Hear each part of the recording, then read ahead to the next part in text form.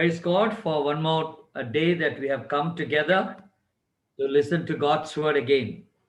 परमेश्वर की स्तुति हो कि फिर से एक बार हम परमेश्वर का वचन सुनने के लिए फिर से एकत्र होने पाए। We've been looking into the power of God in the life of a believer. हम एक विश्वासी के जीवन के अंदर परमेश्वर की जो सामर्थ्य है उस बारे में हम विषय पर हम मनन कर रहे हैं। And we have seen the power of cross in the life of a believer. और हमने पिछले दिन हमने क्रूस के सामर्थ्य के बारे में देखा था जो विश्वासी जीवन में होता है। And today we are going to see the power of grace of God. और आज हम परमेश्वर के अनुग्रह के सामर्थ्य के बारे में बात करने वाले हैं। And especially in the life of Judas and in turn in the life of all of us. और खास करके हम यहूदा के बारे में उसके जीवन में देखने वाले हैं और उसके प्रकाश में हम सभी के जीवनों में हम देखेंगे। Maybe we can read a portion this day for our meditation. तो आज के हमारे मनन के लिए हम एक शास्त्र पाठ भी पढ़ना चाहते हैं। Mark's Gospel chapter 3 मरकुस रचित सुसमाचार उसका 3रा अध्याय verses 13 to 19. उसमें 13 से लेके 19 पद। I would request Brother Joel to read it. परमेश्वर का वचन मरकुस रचित सुसमाचार उसका 3रा अध्याय 13 से 19 में इस प्रकार कहता है, फिर वह पहाड़ पर चढ़ गया और जिन्हें वह चाहता था उन्हें अपने पास बुलाया और वे उसके पास चले आए। तब उसने 12 को नियुक्त किया कि वे उसके साथ साथ रहे और वह उन्हें भेजे कि प्रचार करे और दुष्ट आत्माओं को निकालने का अधिकार रखे।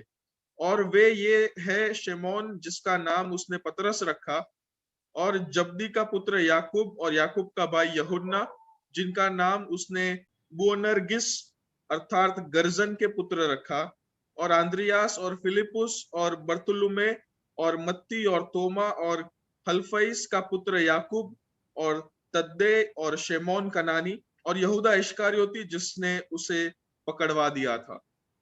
Thank you. The portion that we have just read talks about the appointment of 12 disciples. ये जिस शास्त्र पाठ को अभी हमने पढ़ा वो 12 चेलों को जिस प्रकार नियुक्त किया गया था उसके बारे में लिखा। And the last name that is mentioned is Judas Iscariot. और आखिरी जो नाम उसके अंदर जो लिखा हुआ है वो यहूदा इस्करियोती का नाम है। It is very interesting to note that every time the Lord mentions the disciples' name, Judas' name is mentioned at the last. और ये बहुत ही रसप्रद बात है कि जब भी 12 चेलों का नाम या फिर उनकी बात की जाती है तब यहूदा इस्करियोती का नाम सबसे आखिरी में लिखा जाता है। Judas means Jehovah leads. यहूदा नाम का मतलब है कि परमेश्वर अगुवाई करता है। But there is a beautiful meaning for this name. परंतु इस नाम का एक सुंदर मतलब निकलता है। Iscariot has 2 words in it. यहाँ पे इस्करियोती जो शब्द है ये 2 शब्दों से बना हुआ ऐसा एक शब्द है। Ish means man. इश का मतलब हिब्रू में मानव होता है। And Cariot is a name of the place. और कारियोत एक जगह का नाम है। So when we say Iscariot, it means that a man from Cariot. और जब हम इश्कारियोत कहते हैं तो इसका मतलब ये होता है एक ऐसा मनुष्य जो कारियोत से हो। But there is in Greek there is another word which is a synonym for this word, which is called Sicariot. और यूनानी भाषा में इस शब्द का एक और पर्यायवाची शब्द है जिसको सिकारियोत कहते हैं। Sicariot means assassin, that means a murderer. सिकारियोत का मतलब है कोई मारने वाला, कोई खूनी। So the Cariot people are very dangerous and cruel people.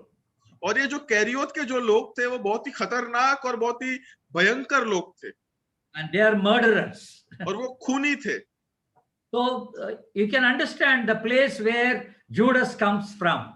तो अभी हम समझ पा रहे हैं यहाँ पर कि यहूदा जिस जगह से आया था उस जगह का संदर्भ कैसा था। And if you look at John's Gospel chapter 6 and verse 71. यूहन्ना रचित सुसमाचार उसका 6वां अध्याय और 71वां जो पद है अगर हम उसको पढ़ेंगे। And 13th chapter verse 2 and verse 26. 13वां अध्याय 2रा पद और 26वां पद अगर हम पढ़ेंगे। The Bible says that Judas is a son of Simon. Bible में लिखा है कि यहूदा सिमोन नाम के एक व्यक्ति का पुत्र है। But the very interesting information about Judas is परंतु जो रसप्रद जिस प्रकार की सूचन हमें यहूदा के बारे में बाइबल में लिखा गया है वो ये है, Out of all the disciples of Jesus Christ, Judas was only not from Galilee. और 12 जो चेले थे यीशु मसीह के, उनमें से यहूदा इस्करियोती केवल एकमात्र ऐसा चेला था जो गलील से नहीं था, And the others are all belonging to the same one region. और बाकी के सब 11 के 11 एक ही जगह के थे, And they were all like brothers. और वो आपस में जुड़े हुए थे, भाई भाई जैसे थे सब, And they were also business partners. और वो उसके साथ साथ व्यवसाय में भी साथ काम करने वाले लोग थे। And Judas was a stranger in the entire group. और इस पूरे जुट के अंदर ये यहूदा जो था वो एकदम अलग अनजान व्यक्ति था। So people, I think all the disciples were not really mingling very close with Judas. तो हम ऐसा कह सकते हैं इससे कि 12 जो चेले थे, उनमें से जो 11 जो एक ही जगह के थे, वो लोग अच्छे से मिलकर यहूदा के साथ नहीं रहते थे। We have a regional feeling today, even that way, right? आज के समय में भी हम देखते हैं कि राज्यवाद तो चलता ही रहता है, संस्कृतिवाद तो चलता ही रहता है। When you see all Malayalis, they'll all come together at once. सब मलयाली लोगों को देखेंगे तो वो सब लोग एक ही जगह पे एकजुट पे आ जाएंगे। And if you find any Telugu person, probably all the Telugites come together. अगर आप किसी तेलुगु जुट को देखेंगे तो वो लोग भी हमेशा साथ हो जाएंगे, एक साथ आ जाएंगे। Naturally, there is an affinity for our own regional people. ये बहुत सामान्य भावना है मनुष्य के अंदर कि हमारे साथ, हमारे जगह से जो आने वाले लोग हैं, उनके साथ हम ज्यादा मिल सकते हैं, उनके साथ हम ज्यादा मिलजुल कर सकते हैं। And you can understand, Judas was a left out person in the entire group. अब समझ सकते हैं कि यहूदा जो है इस पूरे जुट के अंदर एकदम अलग ऐसा व्यक्ति था। Because I told you he was not from Galilee. क्योंकि मैंने आपको कहा था कि वो गलील से नहीं था। But Jesus has chosen even Judas. परंतु यीशु मसीह ने तो यहूदा को भी चुना था। Why did Jesus choose all these 12 disciples? अभी यीशु मसीह ने इन 12 चेलों को क्यों नियुक्त किया था? There are 3 important reasons given in the passage that was read to us. और इस शास्त्र पाठ को जिसको हमने पढ़ा, उसके अंदर 3 महत्वपूर्ण कारण वहां पर लिखे गए। We look at the 14th verse of Mark's Gospel, chapter 3. मरकुस रचित सुसमाचार 3 अध्याय के 14वें पद को अगर हम देखें, The Bible says that they might be with him and that he might send them out to preach and to have authority to drive out demons. और वहां पर लिखा है कि इन लोग को नियुक्त इसलिए किया गया ताकि वे उसके साथ साथ रहे और वह उन्हें भेजे कि वे प्रचार करें और दुष्ट आत्माओं को निकालने का अधिकार रखे। 3 very important reasons for choosing. 3 महत्वपूर्ण कारण उनको चुनने के लिए। To be with him, with the Lord Jesus Christ. कि वे यीशु मसीह के साथ, हमारे प्रभु के साथ साथ रहे। And also to preach the gospel. ठीक है, कि वे सुसमाचार का प्रचार करें। And they are supposed to drive demons. और दुष्ट आत्माओं को निकालने का अधिकार रखने की बात। But when you look at Judas, these 3 principles also apply to Judas. अगर हम यहूदा के जीवन को देखें तो ये जो 3 मूल सिद्धांत है, ये यहूदा के जीवन में भी उतने ही लागू पड़ेंगे। He was also called to be with him, to preach and to drive demons. यहूदा इस्करियोती को भी परमेश्वर के साथ रहने के लिए, प्रचार करने के लिए और दुष्ट आत्माओं को निकालने के लिए बुलाया गया था। But very sadly, when we look at the whole life of Judas, परंतु बहुत दुखद बात है जब हम यहूदा इस्करियोती के पूरे जीवन को जब हम देखते हैं, though he was called to be a disciple, he did not live like a disciple. भले उसे एक चेला बनने के लिए, चेला बनने के लिए नियुक्त किया गया था, परंतु उसका जीवन उसके समान नहीं था। Jesus said in John's Gospel, chapter 6 and verse 70, यूहन्ना रचित सुसमाचार उसका 6वां अध्याय और 70वें पद में यीशु मसीह ने कहा, one among you is a devil, he said. तुम में से कोई एक शैतान है। He is talking about Judas Iscariot. वो तो यहूदा इस्करियोती की बात कर रहे थे। The title Jesus gave him was a devil. तो यहाँ पर यीशु मसीह ने जो शीर्षक यहूदा को दिया था वो तो शैतान था। And Jesus knew very well he was not up to the ranking of a disciple. और यीशु मसीह को ये बहुत अच्छे से पता था कि एक चेला होने के लिए जो लाक्षणिकताएं होनी चाहिए वो यहूदा में नहीं थी। And in John's Gospel, chapter 12, if you look at from verse 4 to 6, यूहन्ना रचित सुसमाचार 12वां अध्याय 4 से 6 पद को अगर आप देखेंगे, he was called to be a thief. उसे एक चोर वहां पर कहा गया है। What a title, a disciple of Jesus. एक यीशु मसीह के चेले के लिए बहुत अद्भुत ये शीर्षक है। A devil, a thief, a liar. Look at these titles. और ये शीर्षक आप देखो, एक शैतान, एक चोर, एक झूठा। Though he was a disciple of the Lord Jesus Christ, his motives were not right, it looks like. भले ही वो यीशु मसीह का चेला था, परंतु उसके हेतु सही नहीं थे, हम ऐसे देखते हैं यहाँ पर। He was called to be a saint. उसे एक संत बनने के लिए बुलाया गया था। He was called to be a preacher. उसे एक प्रचारक बनने के लिए बुलाया गया था। He was called to be a healer. उसे एक चंगाई देने वाला बनने के लिए बुलाया गया था। But very sadly, Judas yielded himself totally to Satan. परंतु बहुत ही दुखद बात है कि यहूदा इस्करियोती ने अपने पूरे जीवन में शैतान की तरफ वो चला गया। His motives were not right in the group of disciples.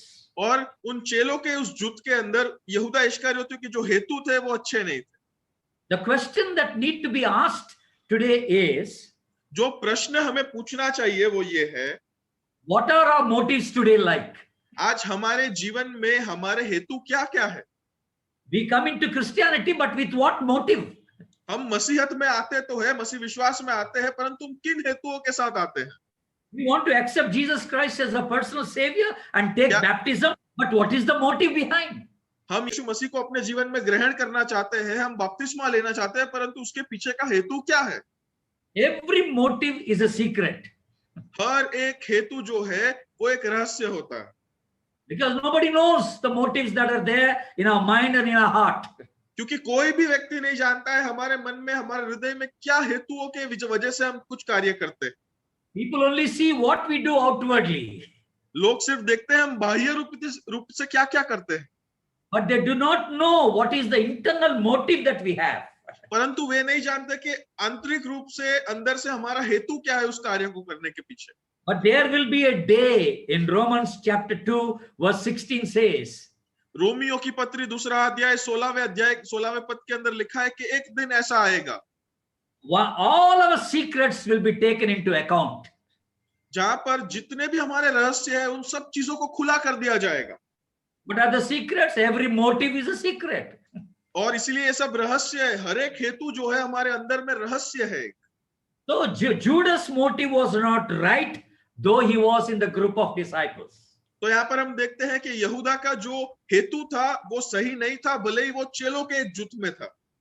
We can say that he was a wolf in sheep's clothing. हम ये कह सकते हैं कि वो तो भेड़ के वस्त्रों के अंदर एक भेड़िया था। And he was like a hypocrite in the midst of the disciples. और वो उन चेलों के मध्य में एक ढोंगी के समान था। But why did Jesus choose such a man? परंतु हम यहाँ पर सोचते हैं कि यीशु मसीह ने ऐसे व्यक्ति को नियुक्त ही क्यों किया? But he was an appointed. His appointment was a divine plan. यहाँ पर हम देखते हैं कि उसकी जो नियुक्ति थी वो दैवीय योजना थी। Please turn to the book of Acts chapter 2. प्रेरितों के काम उसके दूसरे अध्याय को आप खोले and verse 23. और 23वां पद। Here it says, this man was handed over to you by God's set purpose. और वहां पर लिखा है कि उसी को जब वह परमेश्वर की ठहराई हुई योजना और पूर्व ज्ञान के अनुसार पकड़वाया गया। Right. He was handed over by whom? By Judas, for God's set purpose and foreknowledge. और यहाँ पर हम देखते हैं यीशु मसीह को पकड़वाया कैसे और किसके द्वारा किया गया? वो यहूदा इस्करियोत के द्वारा किया गया, जो परमेश्वर की योजना थी और परमेश्वर का पूर्व ज्ञान था। It was a divine plan of choosing Judas. और ये एक दैवीय योजना थी कि वे यहूदा का उपयोग करना चाहते थे। Look at Psalms 41. आप भजन संहिता 41 को देखें and verse 9. उसका 9वां पद। There is this prophecy has been made there. और यहाँ पर इस भविष्यवाणी को वहां पर लिखा गया है। Even my close friend, whom I trusted, he who shared my bread, has lifted up his heel against me. मेरा परम मित्र जिस पर मैं भरोसा रखता था, जो मेरी रोटी खाता था, उसने मेरे विरुद्ध लात उठाई है। This is talking about Judas again. और यहाँ पर ये यहूदा इस्करियोती के बारे में लिखा गया। And even in John's Gospel, chapter 13, और हम देखते हैं यूहन्ना रचित सुसमाचार उसके 13वां अध्याय, and verse 18. उसका 13 और 18वां पद। If you look at verse 18, this is what the Bible says. I know that I have chosen, but this is to fulfill the scriptures. और वहां पर लिखा है कि जिन्हें मैंने चुन लिया है उन्हें मैं जानता हूं, परंतु यह इसलिए है कि पवित्र शास्त्र का यह वचन पूरा हो। He who shares my bread has lifted up the heel against me. कि जो मेरी रोटी खाता है उसने मुझ पर लात उठाई है।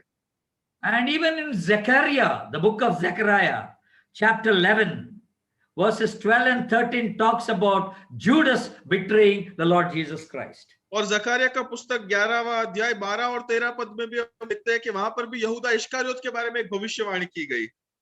And please turn to Matthew chapter 27. मत्ती रचित सुसमाचार उसके 27वें अध्याय को आप खोले And verses 9 and 10. उसका 9 और 10 पद। Then what was spoken by Jeremiah the prophet was fulfilled. They took the 30 silver coins, the price set on him by the people of Israel, and they used them to buy the potter's wheel as the Lord commanded me. और वहां पर लिखा है कि तब जो वचन यिर्मयाह भविष्यवक्ता के द्वारा कहा गया था वह पूरा हुआ। उन्होंने वे 30 सिक्के अर्थात उसे ठहराए हुए मूल्य को, जिसे इजराइल की संतान में से कितनों को ठहराया था, ले लिया, और जैसे प्रभु ने मुझे आज्ञा दी थी वैसे ही उन्हें कुम्हार के खेत के मूल्य में दे दिया। There were three things that we can say about Judas at this point. अभी इस क्षण में हम यहूदा के बारे में 3 महत्वपूर्ण बातें बता सकते हैं। He was chosen by God. वो परमेश्वर के द्वारा नियुक्त व्यक्ति था। He was ordained by God. परमेश्वर के द्वारा अभिषिक्त व्यक्ति था। And he was commissioned by God to go and preach the gospel. और उसे परमेश्वर के द्वारा ये आज्ञा भी दी गई थी कि वो जाए और सुसमाचार का प्रचार करे। What a wonderful privilege it is for Judas to be used by the Lord. और ये तो कितनी सुनहरी बात है यहूदा के लिए कि वो प्रभु के काम आए। But he belonged to Satan, not to the Lord Jesus Christ. परंतु वो तो शैतान का था, प्रभु का नहीं था। And today we see the same scenario in the Christendom. और आज हम मसीह समाज के अंदर, समुदाय के अंदर इसी प्रकार के दृश्य को देख पाते हैं। There are many people who come to the church and worship the Lord. बहुत सारे लोग हैं जो कलीसिया में आके परमेश्वर की आराधना करने के। But don't be mistaken that they all are Christians and they belong to the Lord Jesus Christ. और ये गलती में आप मत गिर जाइए, क्योंकि हर एक जो आते हैं वो सभी मसीह नहीं है और सभी प्रभु के नहीं है। Just because you are in the church, it does not mean that you belong to the Lord Jesus Christ. क्योंकि आप कलीसिया में आते हैं इसका मतलब ये नहीं कि परमेश्वर के आप हैं। You can also yield yourself to Satan outside. और इसका मतलब है कि आप कलीसिया में आकर भी शैतान के हो सकते हो। Having your presence with the God's people, you can still belong to Satan. ऐसा हो सकता है कि आप परमेश्वर की लोगों की उपस्थिति में आप रहो, परंतु फिर भी आप शैतान के हो। That's what we have seen in Judas' life. और यहाँ पर यहूदा के जीवन में हम इसी चीज को देखते हैं। Day and night he was with the Lord Jesus Christ. दिन और रात वो तो यीशु मसीह के साथ रहता था। Day and night he was with the disciples. वो तो उन चेलों के साथ हमेशा रहता था। But his yielding was only to Satan. परंतु वो उसका मालिक तो शैतान ही था। He was a cheat. वो एक कपट करने वाला था।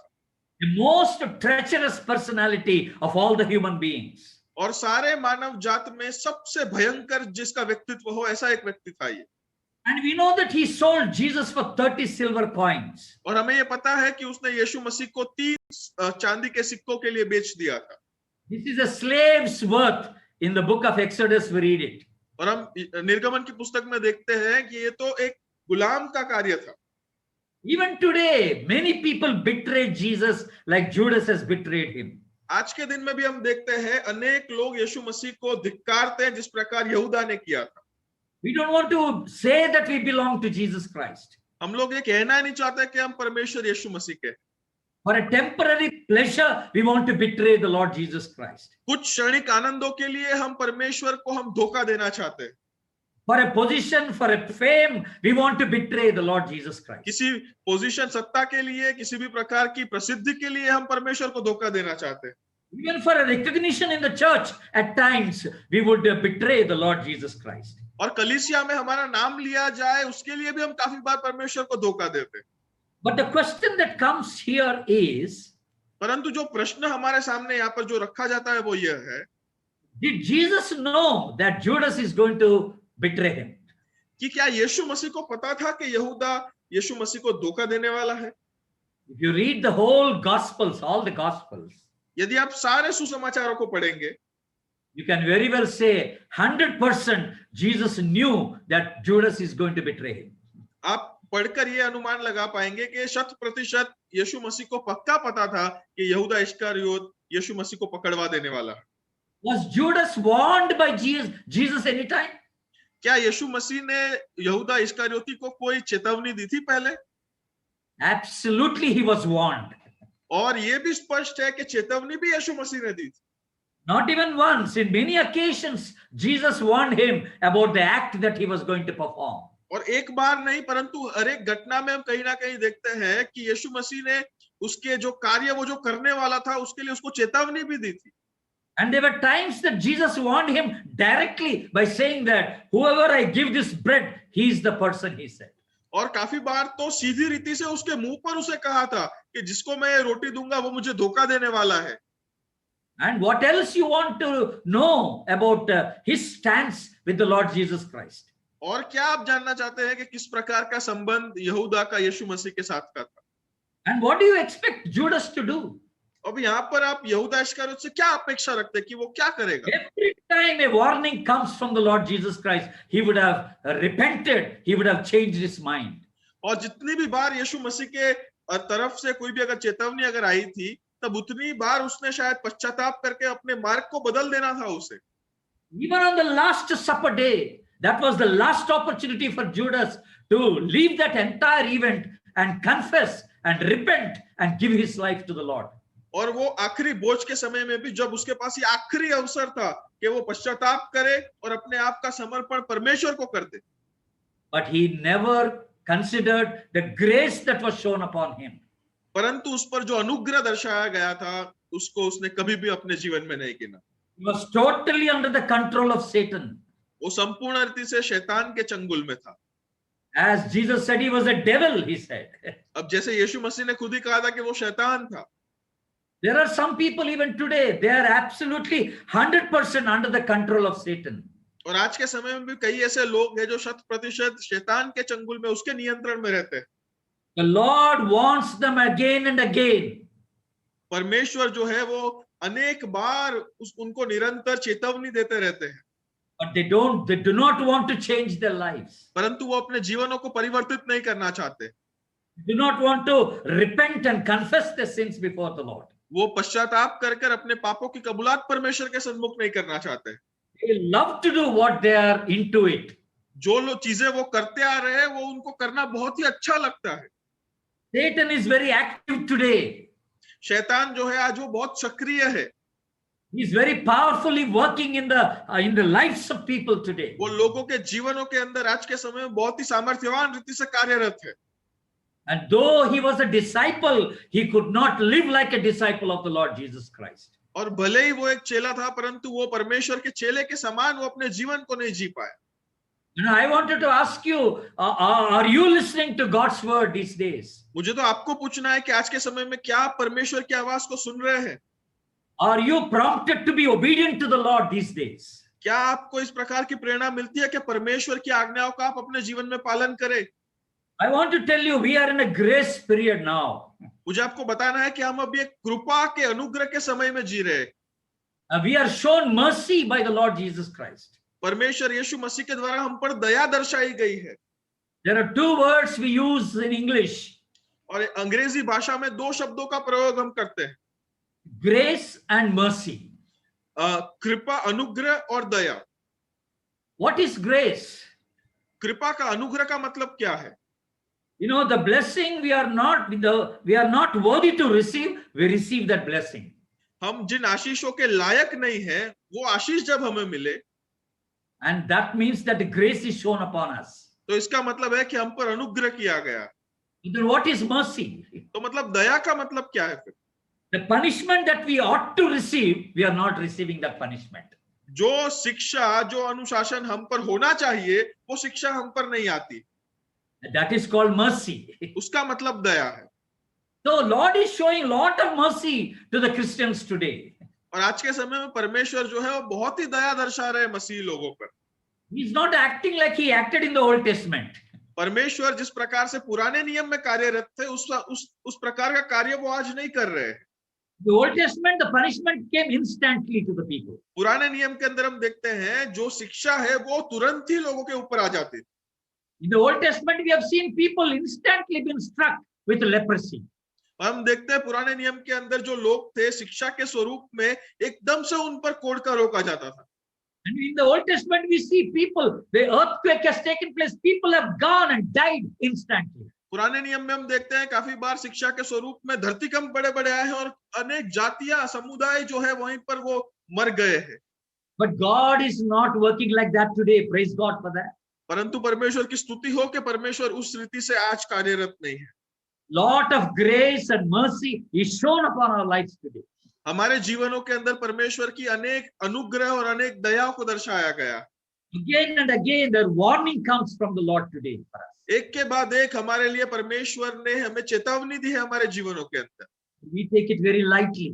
परंतु हम उसे बस ऐसे ही ले लेते हैं। We think that there is some more time to repent. हम सोचते हैं कि और थोड़ा टाइम है फिर पश्चाताप करेंगे। I want to tell you one thing, my dear friends. मेरे प्यारे मित्रों, मैं आपको आज एक बात बताना चाहता हूँ। When you want to turn to the Lord, you can never do that. जब आप परमेश्वर के प्रति मुड़ना चाहते हो तब आप खुद से कभी कुछ नहीं कर पाओगे। Only when God prompts you, you can do that. सिर्फ जब परमेश्वर आपको प्रेरणा देगा तभी आप ये कर पाएंगे। When God gives you an opportunity, please turn to Him and repent and confess your sins. और जब परमेश्वर आपको ये मौका दे तो आप मेहरबानी करके उनके प्रति मुड़े, पश्चाताप करें और अपने जीवन को उनको समर्पण कीजिए। You cannot do that at your appointed time. आप अपने समय के अंदर, अपने नियुक्त समय के अंदर उस चीज को कभी नहीं कर पाएंगे। And let's see what Judas has done to the Lord. अब हम देखेंगे कि यहूदा ने परमेश्वर के साथ क्या किया। We told that he worked with the devil, हमने देखा कि उसने शैतान के साथ कार्य किया and then he went to a state where he wanted to really betray the Lord Jesus Christ. और फिर वो सचमुच में जिस जगह पर वो यीशु मसीह को पकड़वा देने वाला था उस जगह पर वो भागना चाहता था। Look at Matthew chapter 26. मत्ती रचित सुसमाचार उसके 23वें अध्याय को आप देखें। Here the word of God says, while he was still speaking, Judas, one of the 12, arrived. With him was a large crowd armed with swords and clubs, sent from the chief priests and the elders of the people. और यहाँ पर परमेश्वर के वचन में मत्ती रचित सुसमाचार 26वां अध्याय और 47वें पद में इस प्रकार लिखा है कि वह यह कह ही रहा था कि यहूदा जो 12 में से एक था आया और उसके साथ प्रधान याजकों और लोगों के प्राचीनों की ओर से बड़ी भीड़ तलवारों और लाठियों के लिए हुए आई। उसके पकड़ने वाले ने उन्हें यह पता दिया कि जिसको मैं चूम लूं वही है, उसे पकड़ लेना। और तुरंत यीशु के पास आकर उसने कहा कि हे रब्बी नमस्कार, और उसको बहुत चूमा। Jesus was in the garden of Gethsemane. अब यीशु मसीह जो है वो गत्समनी की बाग में थे। Here Judas is trying to show the address to the priests and those who came to arrest him. और यहाँ पर यहूदा जो है उन प्रधान याजकों को और जो लोग यीशु मसीह को पकड़ने के लिए आए थे, यीशु मसीह का पता बता रहा। And they asked him, how do we recognize Jesus? और फिर उन्होंने उसको पूछा कि हम यीशु मसीह को पहचान कैसे लेंगे कि ये वही है। And Judas said, the one whom I kiss is Jesus. और यहूदा ने कहा कि जिसे मैं चूमूंगा वही यीशु मसीह होगा। Why did they ask that question to और him? यहाँ पर इन लोगों ने ये प्रश्न क्यों पूछा? Most of the people look alike those days. उस समय के अंदर ज्यादातर लोग जो है वो एक जैसे दिखते थे। Jesus was like any other ordinary human being. और यीशु मसीह भी कोई भी ऐसे सामान्य साधारण मनुष्य के जैसा था। He never went around with a big shining light around him. और वो कभी भी अपने आजू बाजू में बड़ी सी प्रकाशित रोशनी को लेकर नहीं चला था। An ordinary human being, just like any other disciples. एक साधारण मनुष्य दूसरे कोई भी चेलों के समान, Long hair and a beard and all that. लंबे Ordinary. बाल, दाढ़ी, एकदम साधारण। So it is very difficult to choose which one is this. और फिर चुनना बहुत ही मुश्किल है कि इनमें से कौन सा यीशु है। And that's why they asked him, how do we recognize him? और फिर इसीलिए उन अगुओं ने पूछा था कि हम यीशु मसीह को पहचानेंगे कैसे। And very interestingly, when I read this passage, here Judas does not come with the 4 or 5 people to arrest Jesus. और ये बहुत ही रसप्रद बात है, जब मैं इस शास्त्र पाठ को पढ़ रहा था कि यहूदा इस्करियोती जो है वो 3-4 लोगों को लेके यीशु मसीह को पकड़ने नहीं आता है। And Jesus was not an armed person. अभी यीशु मसीह कोई ऐसा व्यक्ति नहीं था जो अपने पास हथियारों को रखेगा। He was a very simple man वो तो without बहुत ही any, साधारण व्यक्ति था without any weapons in his hand. और उसके हाथ में भी कभी कोई हथियार नहीं होते थे। After all, there were only 3 disciples in the garden with him. और वहां पर हम देखते हैं उस बाग के अंदर तो 3 ही चेले थे उसके साथ, Even the disciples did not have any weapons in their hands. और उन चेलों के हाथ में भी कोई हथियार नहीं होते थे। But the Bible says here, armed people with the swords and clubs, they came to arrest him. परंतु बाइबल में लिखा है कि तलवारों और लाठियों को लिए हुए लोग हथियारों के समेत आए अपने यीशु You मसीह should को पकड़ने के लिए। you should understand what group this is. और आप समझने का प्रयत्न करिए किस प्रकार का जुट यहाँ पर आया है। You will be very surprised to know this is called a Roman cohort. आप बहुत ही अचंभित होंगे, इस पूरे ग्रुप को रूमी कोहत कहा जाता है। Each cohort will have 300 to 600 people, soldiers. इस पूरे जुट के अंदर हर एक जुट के अंदर 300 से 400 ऐसे सैनिक रहते थे। So it was a fully trained soldiers in a Roman cohort we have. और हर एक रोमन कोहर्ट के अंदर हम देखते हैं कि जितने भी सैनिक थे उन्हें अलग प्रकार की तालीम दी जाती थी खास रूप से। Would you like to know? A minimum of 300 people came to the Garden of Gethsemane to arrest Jesus. आप जानना चाहते हैं कम से कम 300 लोग यीशु मसीह को पकड़ने के लिए उस गेत्सेमनी के बाग में गए थे। What a farce it is to arrest one simple man. 300 army people are coming to arrest him. आप समझिए कि एक साधारण व्यक्ति को पकड़ने के लिए 300 से 400 सैनिक लोग आ रहे हैं। And when 300 people are coming, they need not come with the weapons at all. और वहां पर 300 जो लोग आए थे वो लोग कोई हथियार को लेके नहीं आए थे। They can easily catch Jesus, catch hold of him and take him away. वो 300 लोग तो ऐसे ही यीशु मसीह को पकड़कर उसको ऐसे ही ले जाएंगे हथियार के बिना। They need not threaten him with the weapons. उन्हें उन हथियारों का डर यीशु मसीह को दिखाने की जरूरत ही नहीं थी। But this is a very interesting fact here. The Bible is writing here that 300 Roman cohort has come into the Garden of Gethsemane to arrest Jesus. परंतु बाइबल में बहुत ही रसप्रद बात लिखी गई है कि 300 लोग रूमी सैनिक 300 लोग आए थे हथियारों के साथ यीशु मसीह को पकड़ने के लिए। And Judas arrested him with a kiss. और यीशु मसीह को पकड़वाने के लिए यहूदा इस्करियोत ने उसे चूमा। And that's very interesting. Jesus was identified with a kiss. और यहाँ पर ये बहुत रसप्रद बात एक और है कि यीशु मसीह को एक चुंबन से पहचानने के लिए कहा गया था। And Judas was made sure that they really identified Jesus at that point. और यहाँ पर यहूदा इस्करियोत ये बहुत ही स्पष्ट बात रखना चाहता था कि वो लोग यीशु मसीह को सच्ची रीति से पहचान पाए कि यही है वो। And if you look at Mark's Gospel chapter 14 and 45 verse 45, मरकुस रचित सुसमाचार 14 और 45 पद को अगर आप पढ़ेंगे, though our translations do not talk about that, भले ही हमारे अनुवादों के अंदर इसके बारे में लिखा नहीं गया है, the original Greek it says that he kept on kissing. और यूनानी भाषा के अंदर सचमुच में लिखा है कि वो चुंबन करता रहा। It was not one kiss and left over. ये तो कोई एक चुंबन नहीं था जो करके वो निकल गया। So he was making sure that everybody watched him who this Jesus was. वो ये बात स्पष्ट रीति से सबको बताना चाहता था कि मैं जिसको चूम रहा हूं वही यीशु मसीह। And what does this kiss denote to basically? अभी ये चुंबन का मतलब क्या है फिर? It denotes to love. ये चुंबन तो एक प्रेम का प्रतीक है। It denotes affection and tenderness. और ये एक प्रकार के जो देखरेख रखने की बात है या फिर संभाल की जो बात है, इस बात को दर्शाता है। Denotes the respect and intimacy a person has. सम्मान किसी व्यक्ति के साथ किसी व्यक्ति के लिए होना और उसके साथ एक निकट संबंध होना, इस बात को ये दर्शाता है। So when you look at all these meanings behind the kiss, तो आप जब चुंबन के पीछे इन सब इतने सब मतलबों को अगर आप देखते हैं, all this love, affection, tenderness, respect, and intimacy, maybe all this was only a hypocrisy that which Judas was showing. और यहाँ पर ये जो भी प्रेम की बात की, चिंता की बात की, देखभाल की बात की, सम्मान की बात की, ये सब जो बातें थी वो यहूदा इस्करियोत के लिए केवल और केवल एक ढोंग ही था। Very sad state of affair. ये बहुत ही दुखद घटना है। And now please come to 18th chapter of John. अब यूहन्ना रचित सुसमाचार उसके 18वें अध्याय पे आप आइए। I want to tell you what happened there when these people came. और मैं आपको बताना चाहता हूं कि वहां पर गेत्सेमनी के बाग में क्या हुआ जब इतनी सब भीड़ वहां पर आ गई।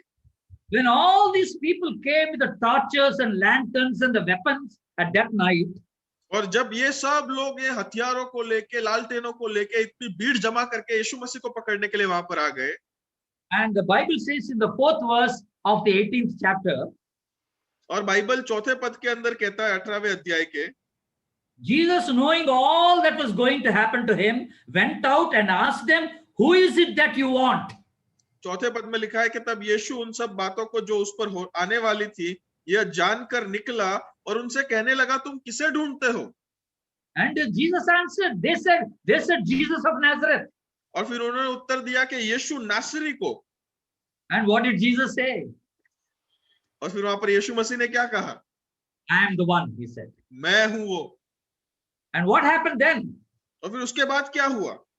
The moment he said it is me, और जिस क्षण उसने कहा कि ये वो मैं हूं, verse 6 says, they all fell to the ground. और वहां पर लिखा है 6वें पद के अंदर कि वे सब पीछे हटकर भूमि पर गिर पड़े। Can you imagine 300 people with the weapons, with one word, they all fell to the ground. क्या आप कल्पना कर सकते हैं 300 लोग हथियारों के साथ एक ही शब्द से सुनकर वो पीछे हटकर नीचे भूमि पर गिर गए? Can you imagine the power of Jesus' word? क्या आप परमेश्वर यीशु मसीह के शब्द का सामर्थ्य देख सकते हैं यहाँ पर? Even at that point of time, Judas would have just fallen at the feet of the Lord and repented of himself. वो भी एक क्षण था जब यहूदा इस्करियोत सचमुच में यीशु मसीह के अपने चरणों पर गिरकर यीशु मसीह से माफी मांग सकता था। He would have said, Lord, please forgive me, I made a blunder. और वो बता सकता था यीशु मसीह को, परमेश्वर मुझे माफ कर दो, मैंने बहुत बड़ी गलती कर दी है। These people with all the weapons could not do anything, could not stand before you. ये सब हथियारों के साथ जो लोग थे, हथियार सज्ज लोग भी आपके सामने कुछ नहीं कर पाए थे। 1 second, Jesus would have killed everybody. एक ही सेकंड में, एक ही क्षण में परमेश्वर ने सबको मार दिया होता। But he didn't do that. परंतु यीशु मसीह ने ऐसा नहीं किया। Because the prophecy has to be fulfilled. क्योंकि भविष्यवाणी जो है उसे पूरा होना ही है। And that was the real climax in the life of Judas. और यहाँ पर ये तो यहूदा इस्करियोत के जीवन का मूल भाग था अभी। And he never must have seen such a powerful act that Jesus was performing in his life. और यीशु मसीह के जीवन कार्य में, सेवा में ऐसा सामर्थ्य का प्रदर्शन करता हुआ कोई कार्य यीशु मसीह ने कभी नहीं किया था इससे पहले। What do you think must have happened to those 300 people, soldiers, when they heard it was me? आपको क्या लगता है उन 300 सैनिकों को क्या हुआ होगा जब यीशु मसीह ने खुद कहा होगा कि वो मैं हूं? Immediately they could have caught him.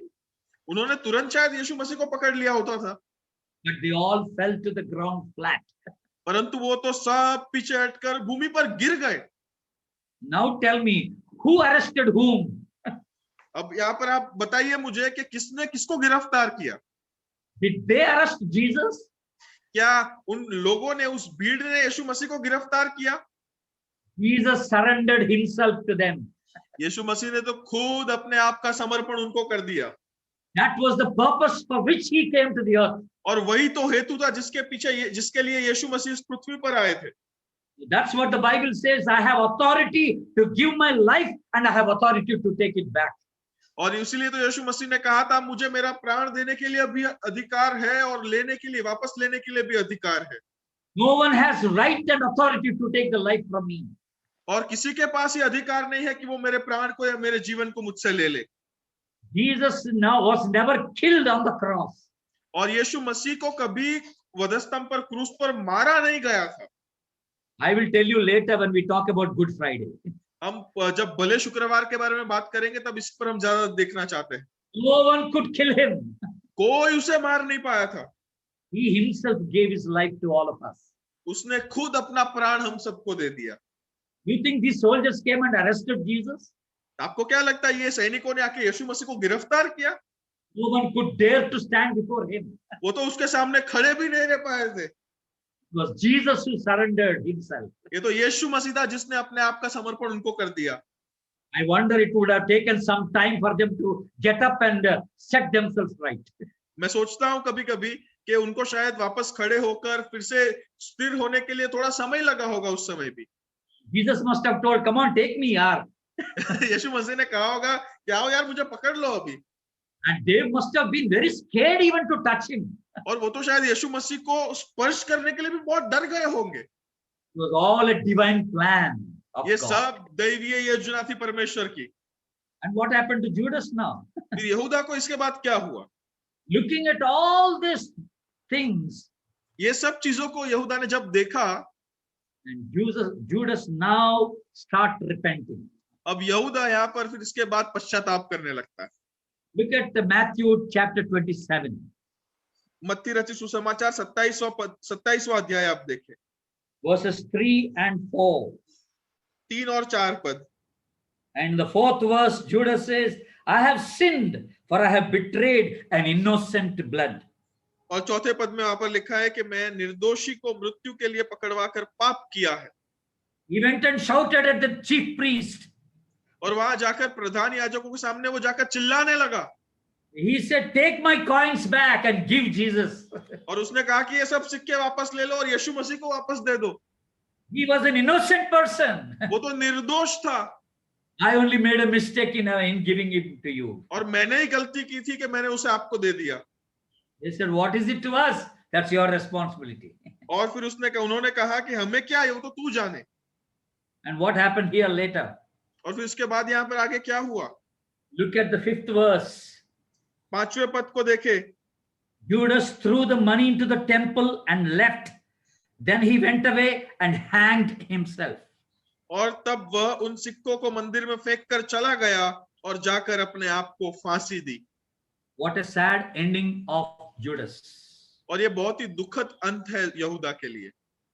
What a wonderful choice Jesus made about Judas.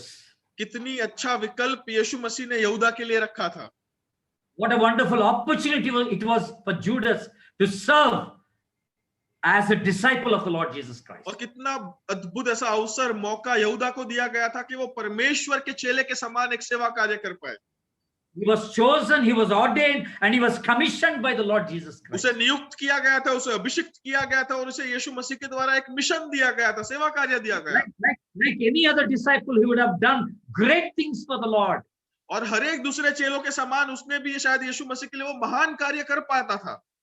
If he had repented while the warnings were coming to him, यदि जो चेतावनी उसके पास आ रही थी उसको पर ध्यान देकर उसने अगर पश्चाताप किया होता था तो I am sure God would have taken another plan to be arrested. शायद ये निश्चित बात है कि यीशु मसीह ने शायद परमेश्वर ने दूसरी कोई आयोजन बनाया होता था अपने आप को गिरफ्तार करवाने के लिए। God gave him a very long rope in order for him to repent and confess his sins. और परमेश्वर ने उसे बहुत ही लंबा समय दिया कि वो अपने पापों से पश्चाताप करे और वापस मुड़े। That night when he was arrested was the last moment of God's grace upon Judas' life. और यहूदा के जीवन के लिए परमेश्वर के अनुग्रह की वो आखिरी क्षण थी जब परमेश्वर यीशु मसीह को वो लोग गिरफ्तार करने के लिए आए थे। He missed that last moment of grace. और वो उस अनुग्रह के आखिरी क्षण को चूक गया। What a sad state of affair. और ये बहुत ही दुखद घटना है।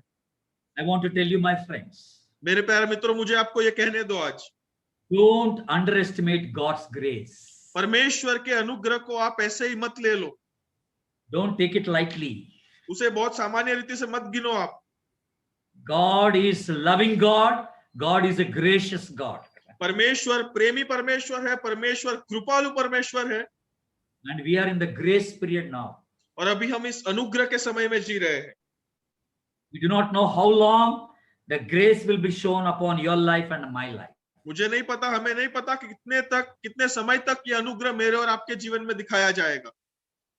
God sets a grace period for each one. और हम प्रत्येक व्यक्ति के लिए परमेश्वर जो है एक अनुग्रह का समय नियुक्त करते हैं. And once you miss that set period, and you can never repent.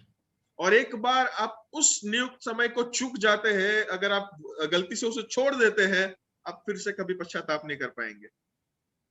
And you will be doomed to hell. That's it. आप नरक के लायक हो जाएंगे. Acts chapter 1. प्रेरितों के काम पहला अध्याय 25th verse. 25वां पद. The Bible says, to take over this apostolic ministry, which Judas left to go where he belongs. और कि वह इस सेवकाई और प्रेरिताई का पद ले जिसे यहूदा छोड़कर अपने स्थान को गया. Yeah, he went to the place where he belongs. और वो उस स्थान पर गया जहां का वो लायक था. He was destined to eternal fire. और उसे तो अनंतकालिक उस अग्नि के लिए शायद चुना गया था. That is the place destined for antichrist spirit. और ये तो मसीह विरोधक जो आत्मा है, उन लोगों के लिए ये जगह नियुक्त की गई है. And the Bible says in chapter 1, 18th verse. और पहले अध्याय के 18वें पद में बाइबल में लिखा है. And also 19th verse. और 19वें पद में भी ये लिखा है. It was called the field in their language Akeldama. और वहां पर लिखा है कि हकलदमा इस भूमि को कहा गया था. It was a field of blood. और ये तो लहू की भूमि थी, लहू का खेत था. Judas was bought a field and he fell headlong. His body burst open and all his intestines spilled out. और उसने अधर्म की कमाई से एक खेत मोल लिया और सिर के बल गिरा और उसका पेट फट गया. What a wretched death it was. और कितना भयंकर मृत्यु था उसके लिए. But that is what destined for him. और परंतु यह मंजिल उसके लिए नियुक्त की गई थी. That was mentioned for, that was chosen for strangers, paupers, bandits, all such people. और ये जमीन तो शायद ऐसे लोगों के लिए अलग रखी गई थी जो लोग अनजान थे या फिर लुटेरू लोग थे या फिर जो बुरे लोग थे. And he was taken into that kind of a place. और उसे उस प्रकार की भूमि पर लेके जाया गया. What do we learn by this? हम इससे क्या सीखते हैं?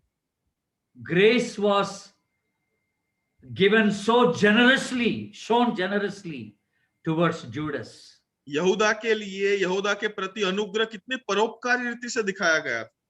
But he could not avail that grace in his life. परंतु वो अपने जीवन में उस अनुग्रह को ग्रहण नहीं कर पाया.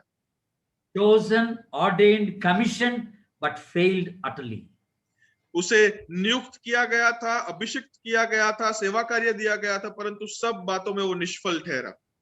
And we are today in a grace of God. Even today, the grace of God prompts us every day.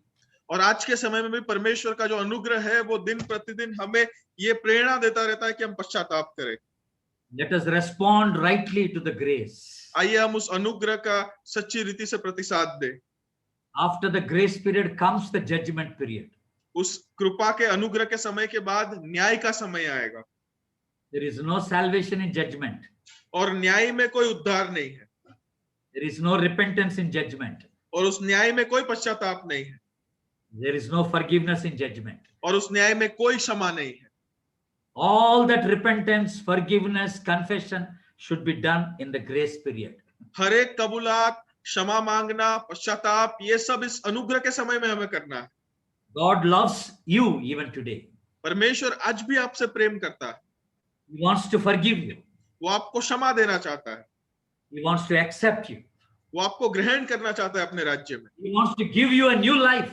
वो आपको एक नया जीवन देना चाहता है आज. Whoever you are, आप जो कोई भी क्यों ना हो, And there is no sin that his blood cannot cleanse. और ऐसा कोई पाप नहीं है जो यीशु मसीह का लहू उसे साफ ना कर सके। There is no sinner that Jesus cannot forgive. और ऐसा कोई पापी नहीं है जिसे यीशु मसीह माफ ना कर सके। Would you like to come back to him? क्या आप यीशु मसीह के प्रति वापस आना चाहते हैं? Confess and surrender your life to him. पश्चाताप करें, अपने जीवनों का समर्पण यीशु मसीह को आप कीजिए। God will bless you. परमेश्वर आपको आशीष देगा। God will use you. परमेश्वर आपका उपयोग करेगा। Thank you. God bless you. Let's pray. परमेश्वर आप सबों को आशीष दे। आइए प्रार्थना करेंगे। Father, we thank you for the abounding grace that you show even to all of us today. We know we are unworthy, but we always receive your grace again and again. We are ever grateful to you, Lord. And today we are alive, not because of our worthiness, not because of our righteousness. It's only because of your grace. Thank you for teaching so many lessons from the life of Judas. Help us to come back to you. Help us to revere that grace. Help us to surrender our lives to you and live for you. We give you all glory and honor with much thanksgiving. In Jesus' precious name we pray. Amen.